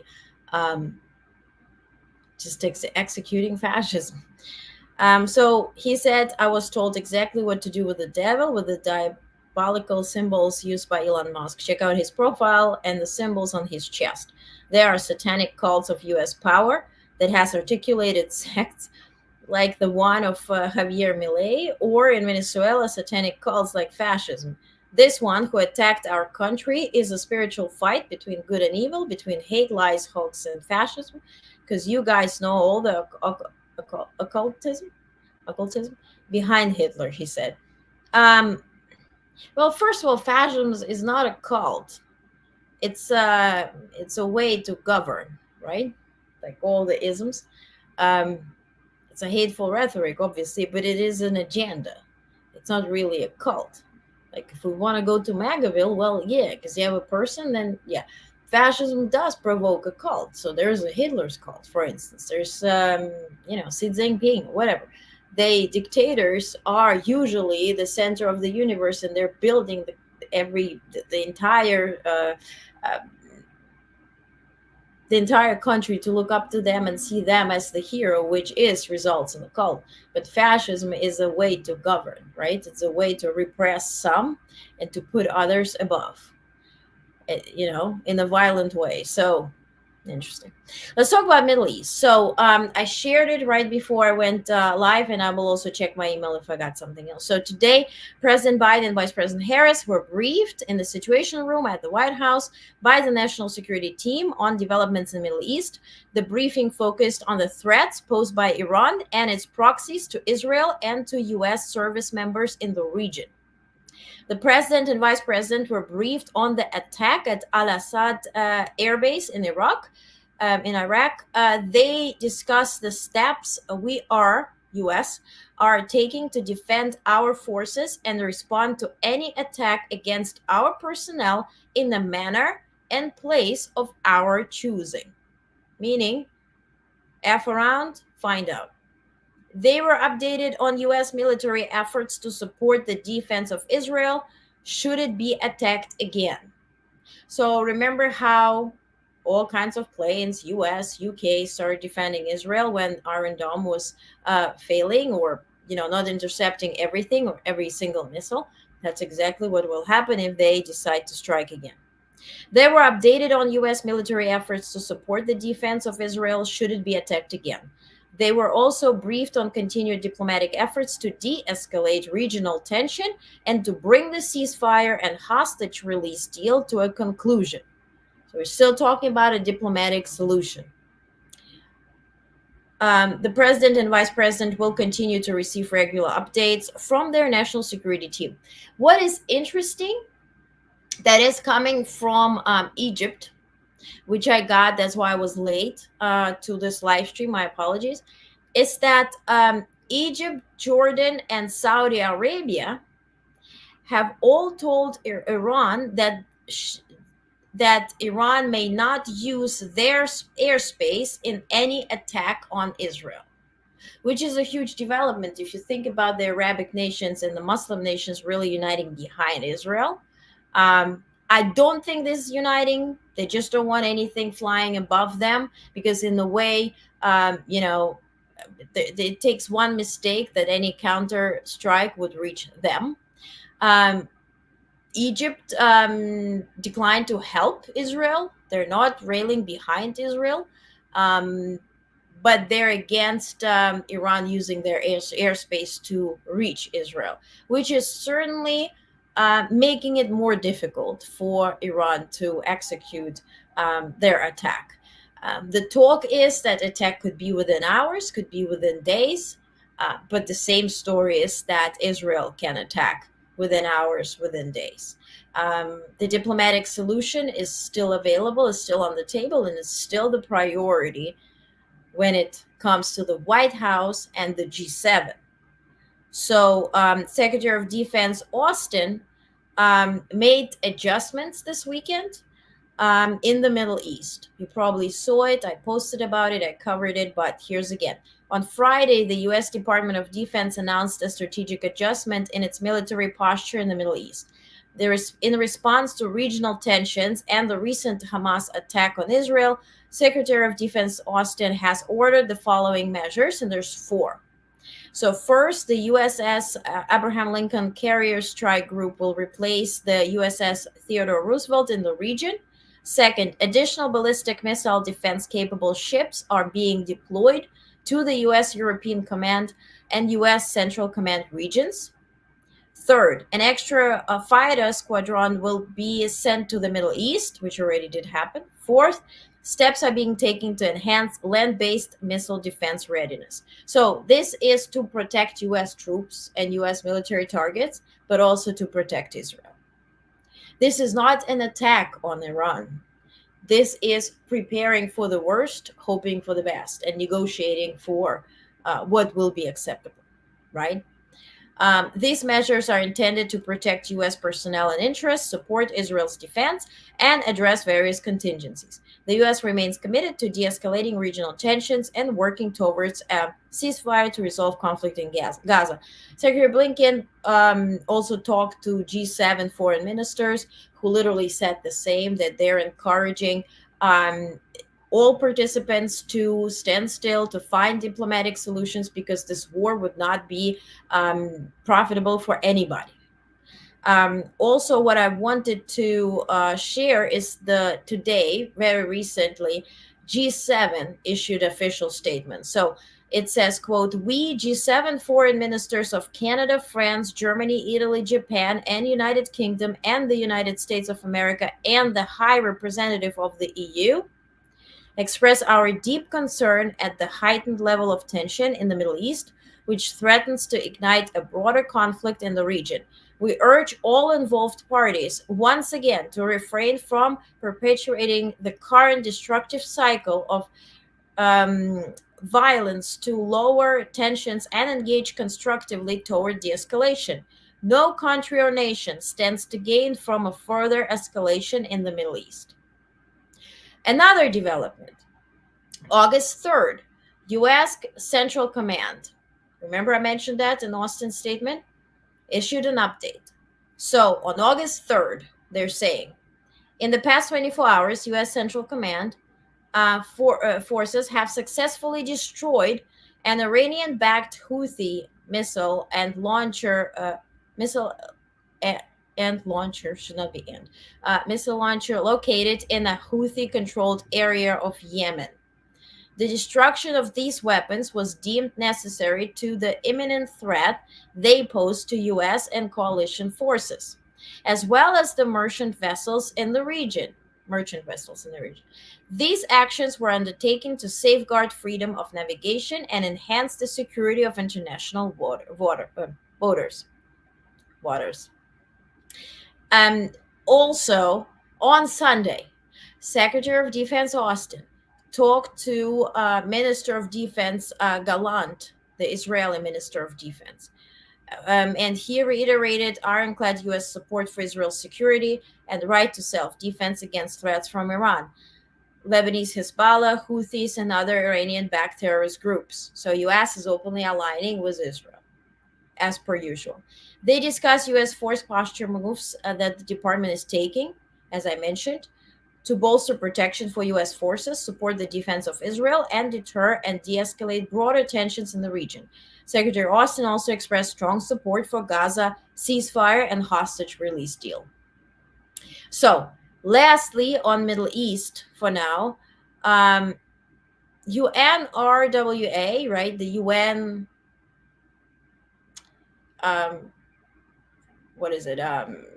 support, right, or the UN that is in Israel helping, right?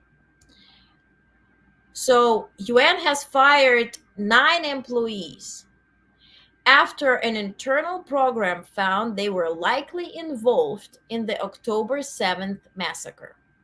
So UN has fired 9 employees who who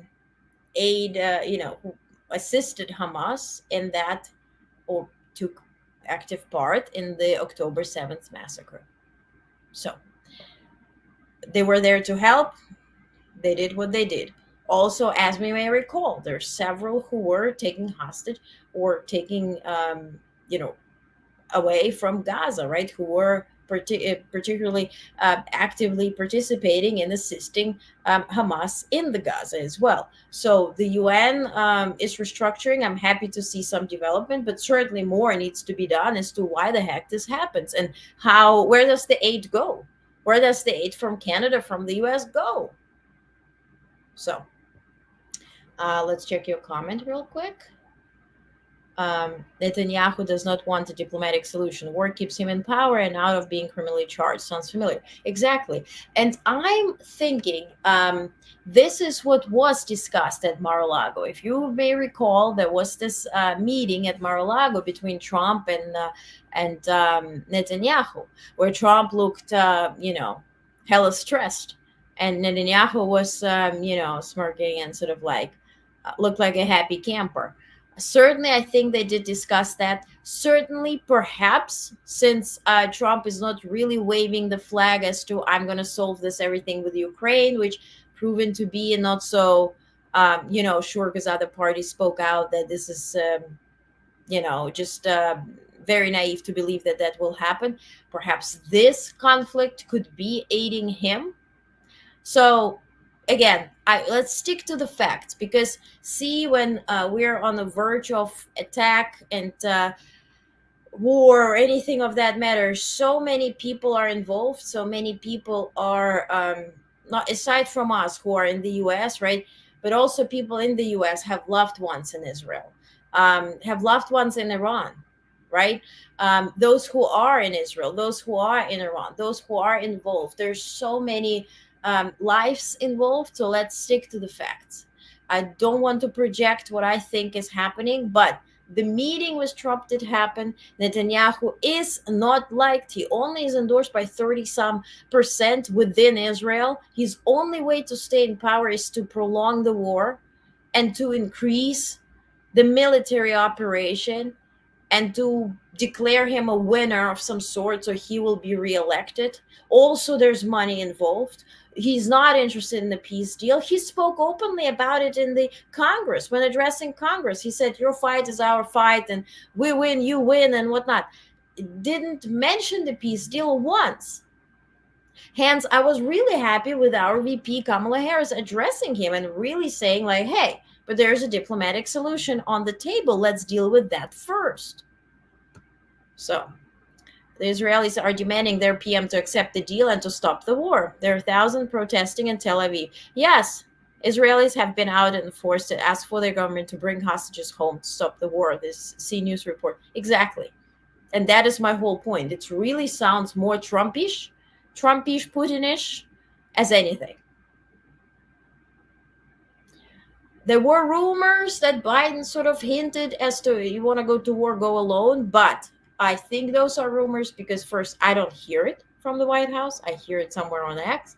I don't want to give those rumors any justice because in every single statement there's added, either it's coming from the White House, State Department, or Pentagon, it says ironclad support for Israel. So those rumors, if you hear that there's tension between either or, I would not stick with those rumors. I would disregard them as rumors. So on 9/11, I reported, not on 9/11, but on the topic of 9/11, I reported on Friday, very late Friday, because the news cycle ended. Secretary of Defense Austin issued a statement. So Defense Secretary Austin assumed direct oversight of the case against the three who were directly connected to the 9/11 massacre. So he assumed direct oversight of the case and effectively put the death penalty back on the table. So they pled guilty, and then at Guantanamo, currently there were proceedings, right? And I received multiple invites to cover it. It's not my, my sort of agenda or my professionalism to cover such cases, but the point is that the trial was dismissed because they pled guilty. And so Secretary of State Austin stepped in and said, no, there will be a trial, and they also can face death penalty pretty much, which is certainly celebrated in New York. But again, You decide how you what you think about it, what your opinion and what your take on this is. So effective immediately, he said, I hereby withdraw your authority from the court in the above referenced case to enter into pretrial agreement and reserve such authority to myself. Effective immediately, in the exercise of my authority, I hereby withdraw from the 3 pretrial agreements that you signed on July 31st, 2024 in the above referenced case. So now on Ukraine, I've reported on it, so let's dig into it. You asked what my opinion is. Kellyanne Conway registered as a foreign agent that will be assisting Ukrainian oligarch Pinchuk, who is in London. He is sort of kind of assisting Ukraine, but mostly he goes to we see some reports where he goes to the front line and he delivers like food and some aid, like medical aid to the troops. Mostly it's like PR efforts, as to same as like Trump was taking pictures with the Bible upside down. So Kellyanne Conway, and I have the pictures here for you to see. Here you see the agreement. So KA Consulting LLC from Washington D.C. is signing with UK office of Victor Pinchuk Foundation that is located in United Kingdom. And then she signed here, Kellyanne Conway, and then this is her scope of services. So to engage U.S. lawmakers and experts and opinion makers to explain the importance of Ukraine to the rules-based order and protection of democratic principles, make best efforts to convince U.S. lawmakers, experts, and opinion makers to attend the annual meeting of Yalta European Strategy in Kiev on September 13-14, which will include, lawmakers, experts, opinion makers, convincing them to attend it. She's getting $50,000 a month for her efforts. Now, also, mind you, in 2015, Pinchuk donated $150,000 to Trump's campaign, which resulted in a 20-minute speech by Trump at the same Yalta European Conference in Ukraine. So I would not be surprised if we saw another Trump appearance at this conference after all those efforts by Kellyanne Conway. Never, in the MAGA bill, don't separate them. They're always together, regardless how it looks like. Also, what I'm seeing within Ukraine is that, and literally, we speak, I'm Ukrainian-born U.S. citizen. When my parents speak to their friends or relatives, even Western, Eastern Ukraine, doesn't matter, neighbors, friends, all of them like, Biden, doesn't give us much. Maybe it will be Trump. Maybe Trump will be better. Why? Because the state media and this propaganda is everywhere. And I have to be upfront and honest. I love Ukraine. I want Ukraine to win, but I don't like what I'm seeing because this narrative is changing from the podcasters to the state media and whatnot. Now, Zelensky does not allow press. When the war started, he banned press. Press is not coming to his conferences. As you see, he writes the statements, he records videos. So he says, I'm going to record my own videos, I'm going to put them out on social media, and this is the press. Cover it. So also, since commercials, of course, are not running in Ukraine, all the TV channels sort of gather together and they have nonstop coverage on YouTube. So all the channels are on YouTube. There's no commercials. So they're sort of like gathering their resources to stay in power. Also, those poor reporters and journalists are working, and sometimes they have to hide because there's bomb or like missiles are flying, or there's simply no electricity. So they have to like work with a candle and whatnot. It's barbaric at some point, but when it comes to press, they don't have direct access to the government. So also they did not travel to NATO, they did not travel to UN. I reached out to Ukrainian stations saying, I am in United States, I'm in New York, I'm in DC, I can go to UN on your behalf, I can ask questions. and they did not want to take up on this. It wasn't even money involved. My point was, do you get enough information? Do you get those questions asked that are within your interest? And I speak Ukrainian, so I can, help you. No. So what they're doing is they taking our mass media, our MSM articles from the same New York Times, Wall Street Journal, Politico, and company. They take them as the fact, translate it, and they cover it in their coverage. You follow me? So all those lies are making straight there as facts. Also, it's not debunked from the Kiev, from the government. So there's a bunch of people who think somehow that Trump might be a good solution. So then, remember Zelensky speaking to Trump, agreeing to a meeting and Mar-a-Lago, whatever, but they spoke on the phone. And then we see this thing with Kellyanne Conway and that Yalta conference. So I think it is introducing Trump to Ukrainian people at that conference. I think this is what she's working on. Again, maybe I'm wrong. I hope I'm wrong. If I'm proven to be wrong, I make 3 crosses and go to bed happily. But this is my opinion. This is what I see, because I directly speak to Ukrainian people, and literally I have to debunk the lies every time we speak to explain, like, no, this is what your US is giving you. Now, that aid is not arriving in eastern Ukraine, in Kharkiv, where I was born, my parents are from. That aid is not, Patriots and other defense system are not coming near the Russian border. That is a question for Kiev, because they're keeping Patriot systems and not releasing them to the border. So within the country, there are many things that have to be addressed, but they're not getting addressed. And everything is blamed on United States.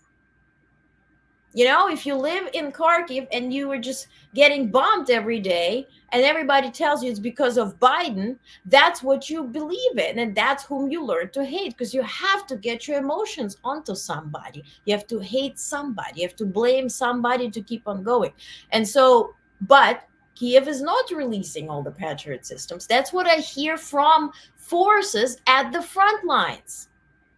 That they're not getting the equipment, they're not getting the aid, they have no drones, they're literally asking people for money to gather something, they're not getting even helmets and stuff like that. They have to get the money. Where is it coming? Like, is it coming from Kiev, or is it just there to protect the Kiev, the capital? So, has to be said. But Ukraine has to win, and I'm fully pro-Ukraine. Obviously, I'm Ukrainian born. So, but can I ask you if the Ukrainian press are getting fundings from Russia to spread? Yes, obviously they do in some way. Yeah, there's certainly Russian agents within Ukraine, different levels, and they're doing their job. Maybe not as open, and I'm going to talk about it, about the Russians who were released. That's the same method. Do they even know President Biden, American taxpayers have sent billions of dollars? They know, but promised. Right? Because they know, but then they don't see, they don't feel it. So they don't believe it. You know what I mean? Where does it end? Like, where is the aid? GOP delayed funding for Ukraine for a reason. Fear fills the vacuum when no other information gets through. Absolutely. Absolutely. Also, there is Voice of Ukraine, like Voice of America is I think it's a state, U.S. state funded medium, and they have reporters, and great Ukrainian reporters covering Pentagon, covering Department of State. But this is one area. But there are no reporters from like Ukrainian national channels that people are watching, or that one channel, that all channels sort of gathered into producing. So, remains to be seen. Okay, now, German and Swedish aircraft were intercepted. German and Swedish aircraft intercepted Russian planes. So they were effing around and sort of not finding out. So Russia flies planes. They claim that they're training, but they flew into airspace of Latvia, right, which is EU. And German and Swedish aircraft intercepted them, faced them, they returned, did the maneuver, and went back home.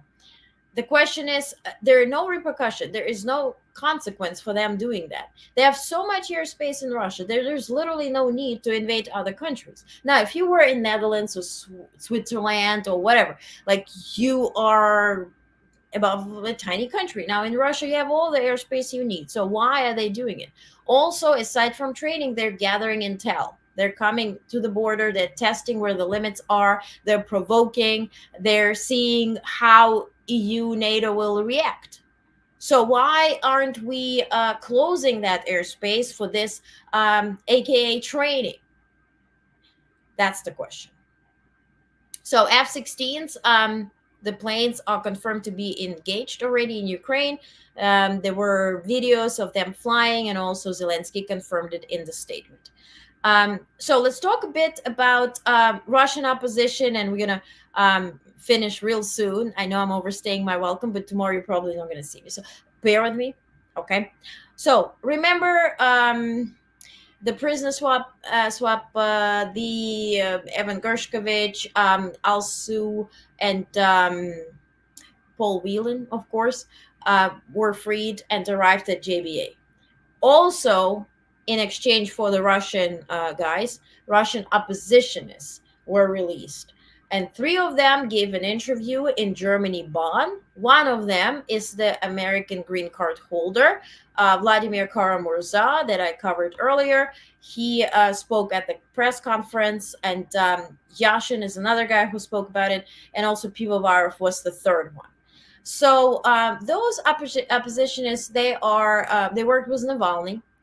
Navalny's stance was, we are so pro-Russia, but also Crimea is Russian. So Ukrainians are not really, Navalny is seen as that epitome of, the symbol of democracy for Russia. Yes, internationally, and it's branded that way. And certainly he passed in prison. He was poisoned. He was killed. He's a hero. Yes, but him, his company, his entire political party, claimed that Crimea is Russian, and they were pro that occupation of Crimea. So Ukrainians have mixed feelings, at least, let's put it this way. So I covered Vladimir Kara-Murza, who in his statement at that conference, right, he flew to Germany because he was poisoned twice. He survived solitary confinement in Siberia, so he had to undergo medical treatment. In his statement, he thanked British government because he's British citizen. His mother married a British citizen, so he got the citizenship through that. Didn't thank Biden, didn't thank US, thanked German Chancellor Scholz and British government. Okay, now let's talk about Yashin. Yashin is the guy, the Navalny team, right? And then let's discuss what we think about it. And I'm going to share my opinion on it because I covered it and then you had questions. So following the recent prisoner swap, one of the freed Russian opposition figures, Yashin, made controversial remarks during a press conference in Bonn, Germany. Yashin described his removal from Russia as illegal and expressed a strong desire to return, even if it means facing imprisonment there. He mentioned plans to purchase a ticket back to Russia and suggested he might sue those involved in his release. Here's Yashin's picture. And a quote, "I consider what happened to me to be an illegal removal from Russia. I'll tell it as is. More than anything, I would like to go home," he said. "I rather rot in prison, but in Russia, motherland." Okay. In a separate development, another freed opposition figure, Pivovarov, has publicly criticized the support for the Ukrainian armed forces. Despite evidence of severe atrocities and war crimes committed by Russian forces, Pivovarov argued that many Russians do not wish to participate in the conflict. He also condemned those who do not support the Russian flag. So-called the regular Russians. Now, here's your ordinary Russians. This is a kindergarten parade. September 1st, they start school. This is what happens in cities across Russia. I understand not everybody is as is. But As you know, USSR caused for people have different family members from Ukraine, in Russia, Belarus, to be everywhere.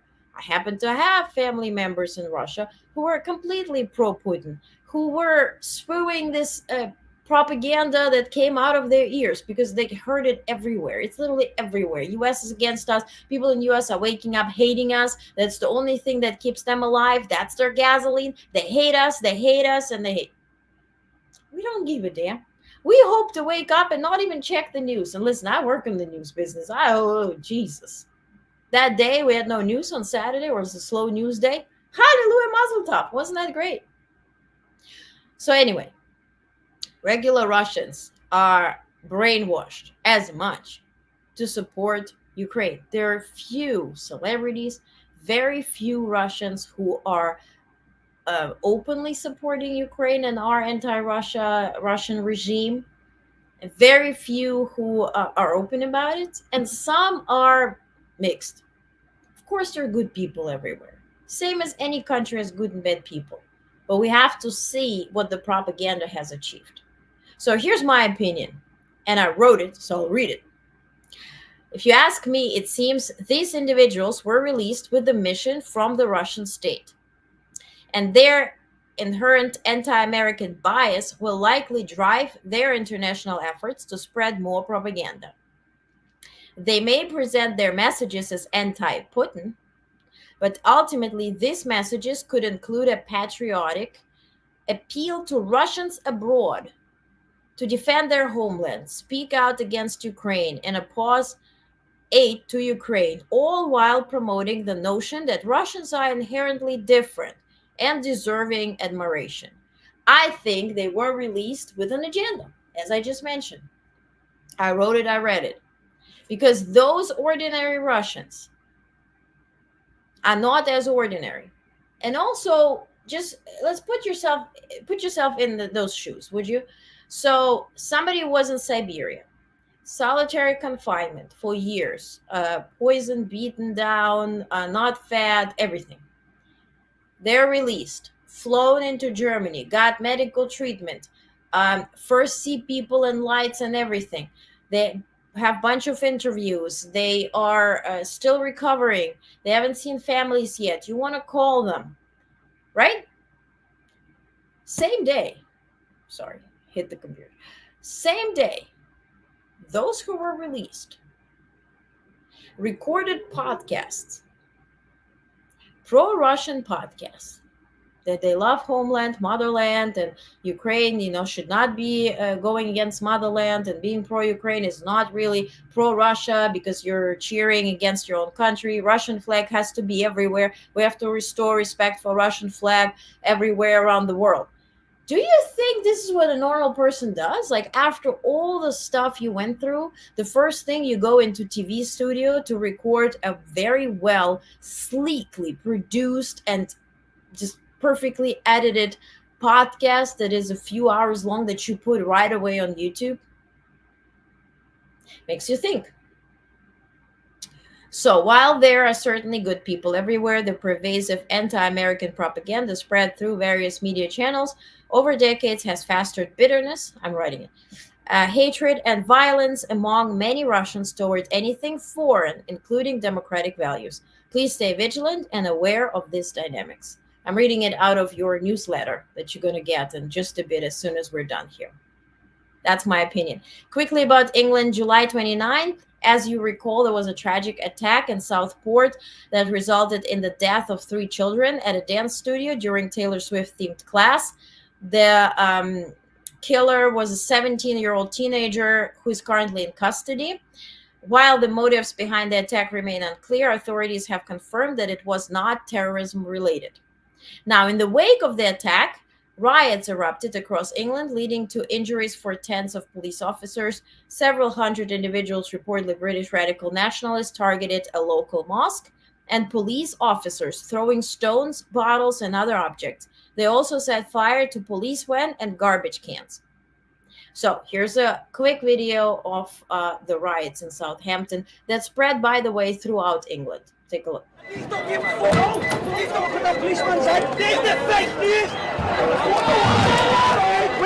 Take your pictures.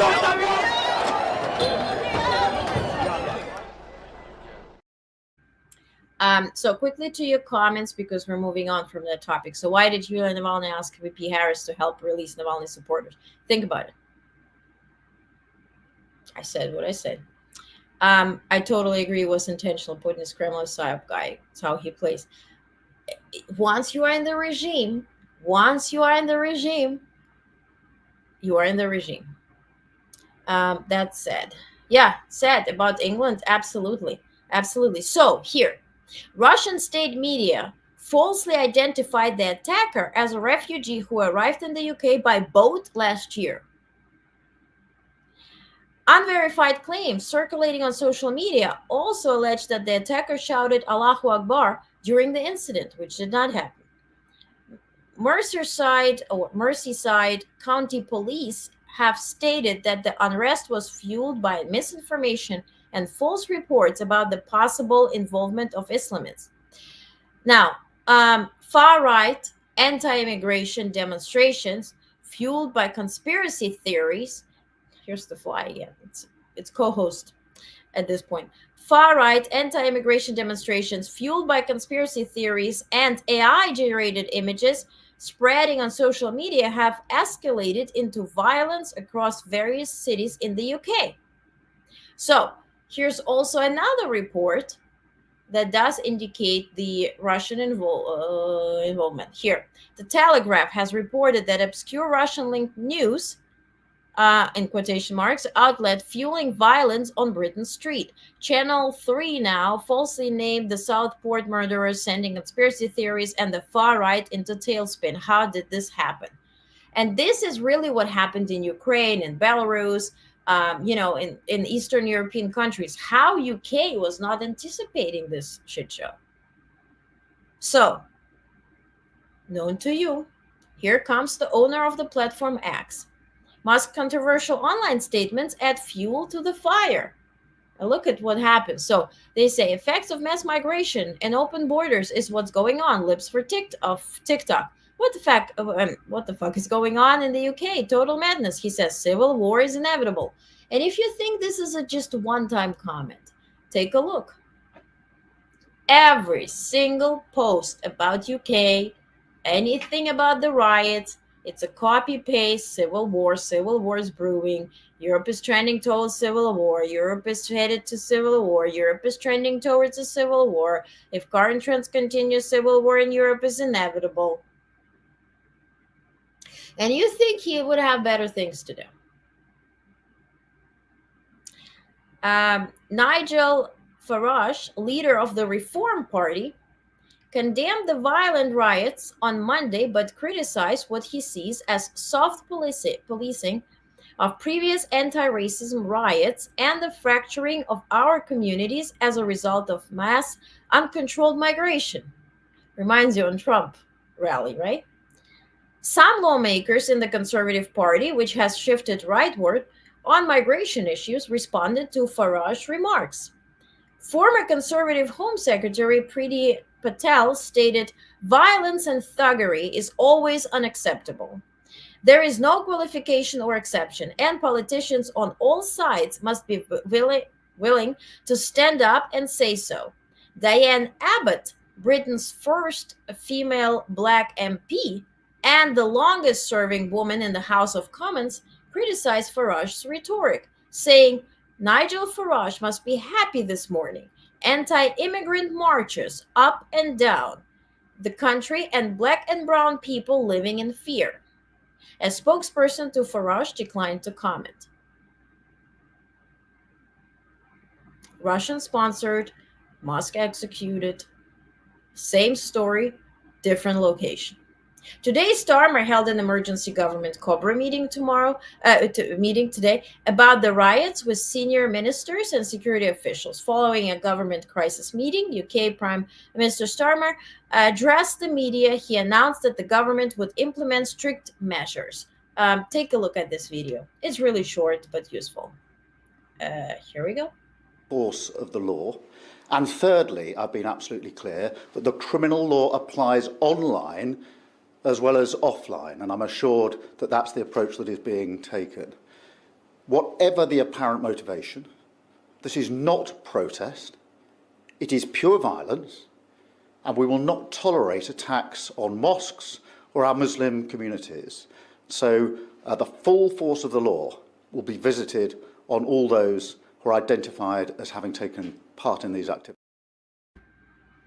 And to your point, why UK people are trusting, because it's hidden well. It's like Channel 3, and everybody sounds British and is British, and they cannot understand. I mean, there's always population that does not question anything that is on TV.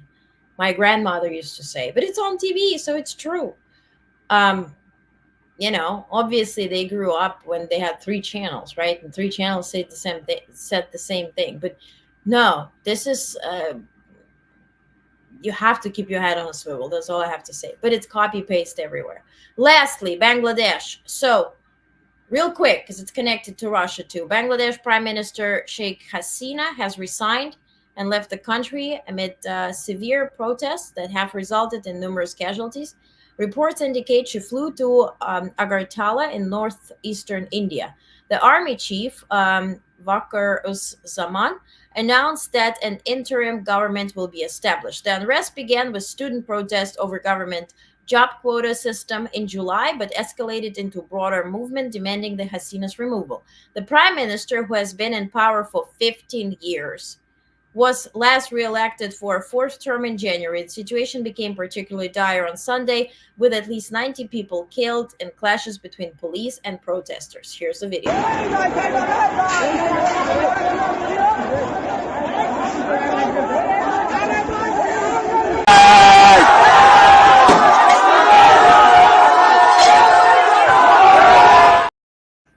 So, this prime minister used to work with Russia's Putin, helping Russia, and I'll exactly list how.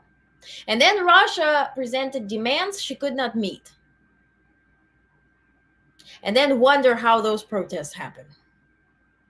So, Russian Telegram channels have expressed concern about the implications of Hasina's resignation, highlighting potential impacts on, first, the $12.65 billion contract with Rosatom and the Raipur nuclear power plant. They're building a power plant together with Bangladesh. Wheat exports, which reached a record 2.7 million tons in 2023. Trade relations with Bangladesh being Russia's second most significant trading partner in South Asia, with a trade turnover of $2.7 billion by the end of 2023. Gazprom's offshore operations in the region. Offshore companies, where you store the money that is not taxed. These developments suggested by Russians increasing global tensions and uncertainties. So when you work with Russia, prepare for the worst. When you cannot meet conditions, things start to happen. My mom says the same thing about YouTube stuff is true. It's the generation, when you see it on TV, it must be true.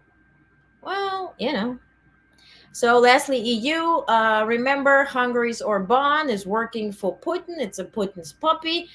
He went to Mar-a-Lago, he went to Moscow, Kremlin, he went everywhere. So ultimately, what Hungary is doing, they're part of Schengen area. So in the European Union, you have European Union, which is an economic union, right? And then you have Schengen area. Schengen area is where you, if you have a visa for one country, you can travel across the Schengen area. If you are a citizen of a certain country, you can, travel to countries within the EU that are part of the Schengen area. So Schengen area is not EU, but sort of works together with it. This is the geographical union that allows you to travel within the EU. Makes sense. So, the coalition of 70 members of the European Parliament has called for the European Commission to suspend Hungary's participation in the Schengen area zone. Why? The demand follows Budapest's recent decision to ease visa requirements for citizens of 8 countries, including Russia and Belarus. The EU is concerned that Hungary's relaxation of visa measures could effectively provide a green light for Russian spies and other unauthorized individuals, potentially compromising security and facilitating unauthorized entry into other EU member states. Speaking of spies and hackers and those who are working with the Kremlin agenda. So they're green lighting them to enter Hungary and here with travel, work, live within the EU. So now members of parliament, 70 of them, are calling to suspend Hungary's participation in the Schengen area. And I mentioned that bunch of breaking news are broken news, and how you need to really, again, keep your head on a swivel and see what is what and who is who. So here's a quick example of the broken news. Like, for instance, okay, wait a second. I'll talk about it in a second. For instance, here, CNN reports, second gentleman's statement on affair during first marriage. I took responsibility, and in the years since, we worked through things and family, as a family, and have come out stronger on the other side. Why does it matter? Why does it matter? He met Kamala Harris at a certain age. They have a beautiful family that look like what is that commercial? My co-hosts like. Benetton had those beautiful commercials where everybody was sort of looked different and was all together and happy. They have a beautiful family, like out of a commercial, beautiful commercial. What are you talking about? Why do you speak to his ex-wife and what happened between them tens of decades ago? Why? This is not breaking news, it's broken news. Also partial news, right? Partial news that are like here, Biden's at family dinner at his daughter-in-law Haley Biden's house in Greenville, Delaware, her White House. It's her daughter's, Natalie's, birthday. Well, Natalie is also Biden's granddaughter, and they love family and they celebrate little kids' birthday. What are you sharing here? Why is this news? What is the part we have to think? Are they conspiring for Hunter Biden? What are you talking about? Stop spreading broken news. But also on our end, let's stop consuming broken news. Would you eat a pizza that fell down and has a bunch of crap on it? No. So, okay. Lastly, good news here. I shared it, but I want to share it again. So, meet Beacon. Beacon is a 4-year-old golden retriever who is playing a crucial role as a therapy dog at Paris 2024 Olympics. Fully accredited, Beacon has journeyed to France with Team USA to support the gymnastics team, which includes stars like Simone Biles, Jordan Chills, Suni Lee, and Jade Carey. His presence is designed to provide calm and comfort during both training sessions and competitions. You see him here. He has an Instagram, by the way. So recent insights emphasize that peak performance is not just about physical training, but also mental preparedness.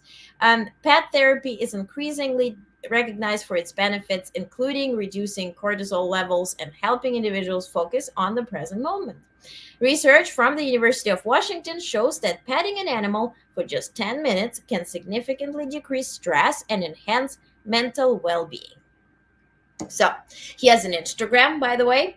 I will share it in the newsletter. So while we at it, please sign up if you haven't yet. It's free. Onest.substack.com. You're going to get the newsletter with what I talked about in more detail, but also a bunch of other stuff in detail. It will be sent out to you right away. And speaking of spending good time, quality time with like-minded people, as mentioned, I'm organizing President Biden DNC tribute watch night party. He will be delivering a speech on the opening night of the DNC on August 19th. I'm inviting you to join me to watch the speech together, but also an hour beforehand to watch the tributes, discuss, share stories. This will not be publicized, but I will send a recording to the White House, making sure that it arrives there and the family sees it. So if you wish to join me, please do so. It's not a fundraiser. There's no money involved. I'm producing it. So it will be a very just beautiful atmosphere where we honor President Biden and celebrate him for everything he has done for us and still will be doing in the next month up until the end of his term. So you see the link. If you're on X, you see the link. The first comment under this live video, click on it, register. There you also will get a chance to upload a 30-second video if you want to share a story or say thank you to President Biden. You can do that there too. You can RSVP as soon as you can, and then if you're ready to upload a video, you can go back to your form and edit it again. So by August 16th, if you upload your video, we'll be good. And real quick about mainstream media, it's all the Iraq magazine glory. Yep, indeed. Yeah, and they're not mentioning all of Donald Trump's infidelities. Absolutely. Yeah, I love dogs. What a fun way. Yeah. Thank you, guys. And I will investigate two of those things so you don't think I'm not talking about it. One thing is about Donald Trump earned $550 million while at the White House. I will investigate, report more in detail on it. And about him getting $10 million in cash from Egypt. So I will dissect it and put data and research and then report on it. Just know that I know about it. I've heard about it, but I don't have enough information to go deeper. Aside from just reading a headline or report from Forbes. So we have to go deeper than that. So I will certainly do it this week. That's it. Thank you so much for joining me. Again, tomorrow is difficult to go live. I'll see what I can do. But definitely I will see you on Wednesday and Thursday and Friday and Saturday. And we continue. Just sometimes when I'm working, it's difficult. So, but real-time updates happen in real time, so stay tuned. Let me check email if anything happened in the Middle East real quick. Blinken called Egyptian foreign minister. Secretary Blinken spoke today just now with Egyptian foreign minister to discuss last diplomatic efforts to reduce regional tensions. Secretary Blinken reiterated that all parties should refrain from actions that would escalate the conflict. He discussed the importance of continuing work to achieve a ceasefire in Gaza through a deal that would secure the release of hostages.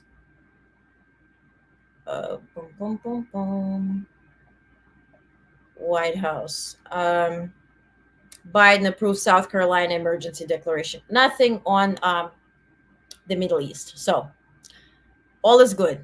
We can sleep. You can sleep. Detach yourself from all this BS and acts and whatever. Have a good night's sleep because we need you happy and healthy. Okay? Thank you for joining me. Have a good night. We see each other hopefully tomorrow, but for sure on Wednesday. All right? Have a good night.